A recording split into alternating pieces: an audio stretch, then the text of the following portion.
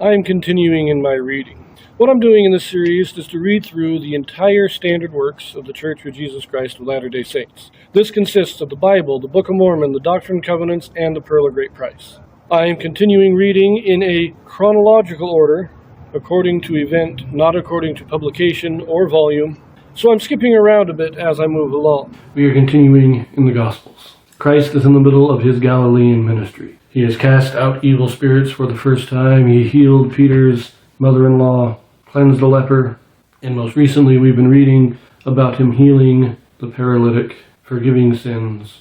We read that in Matthew and in Mark. Those were our last two videos. This video we will read that same story, this time in Luke.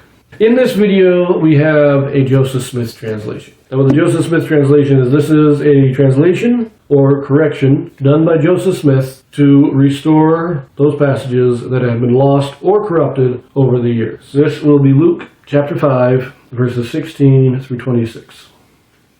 And he withdrew himself into the wilderness and prayed.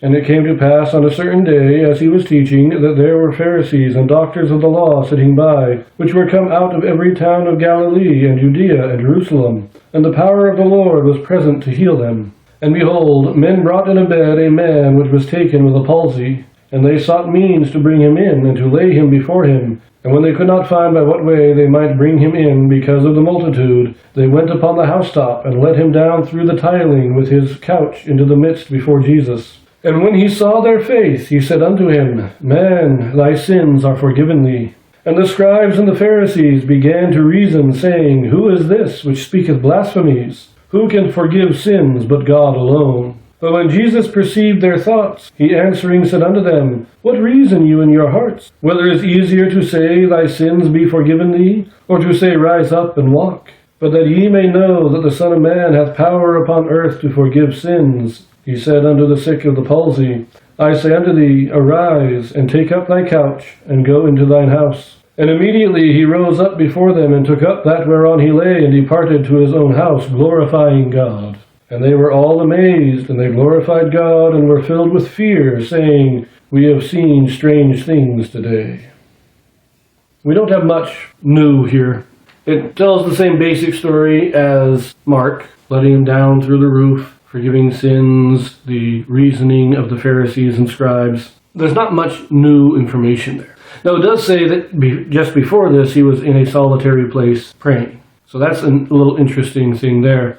I find it interesting that Luke and Mark are the two that have the most detail on this story. But I also find it interesting that Matthew and Mark seem to disagree as to where this event took place. Luke here does not tell us a location, does not say Capernaum, does not say, it just says he's still in Galilee.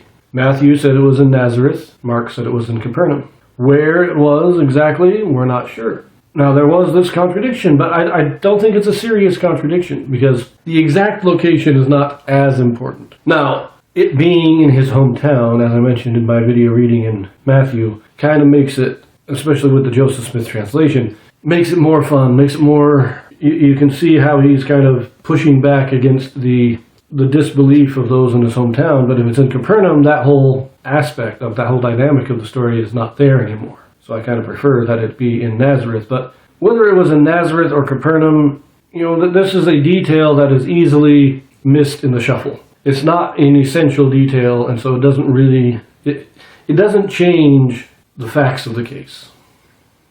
Let us look at the Joseph Smith translation here. Let's see if there's anything we can get here.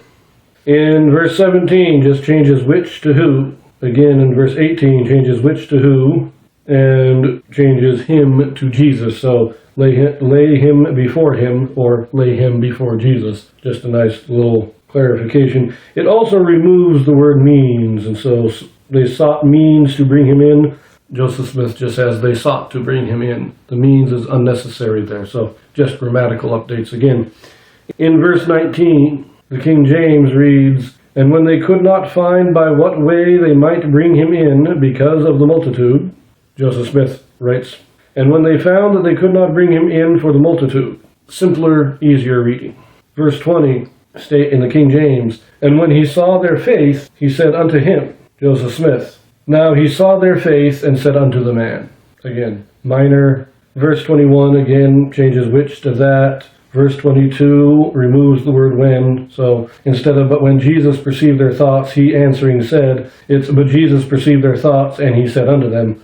Much simpler. Now, verse 23 is interesting. In the King James it says, whether it is easier to say, thy sins be forgiven thee, or to say, rise up and walk.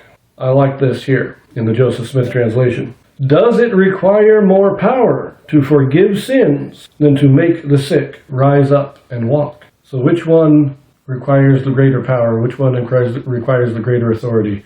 That's the question he's asking, and I like that.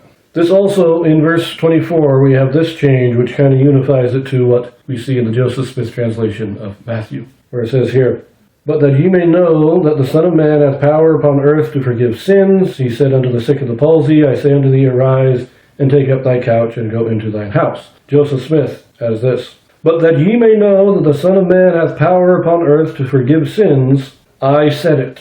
And he said unto the sick of the palsy, I say unto thee, arise, and take up thy couch, and go into thy house. So once again, we have this statement that he is saying this for the purpose of, he's forgiving the sins. He is stating that he has this power for the purpose of teaching the Pharisees, teaching the multitude, that he has that power. So does it take more power to forgive sin or to heal the sick? And know that I have power to do both. We're going to leave that here. Our next videos will be combinations of multiple Gospels. So I will see you there.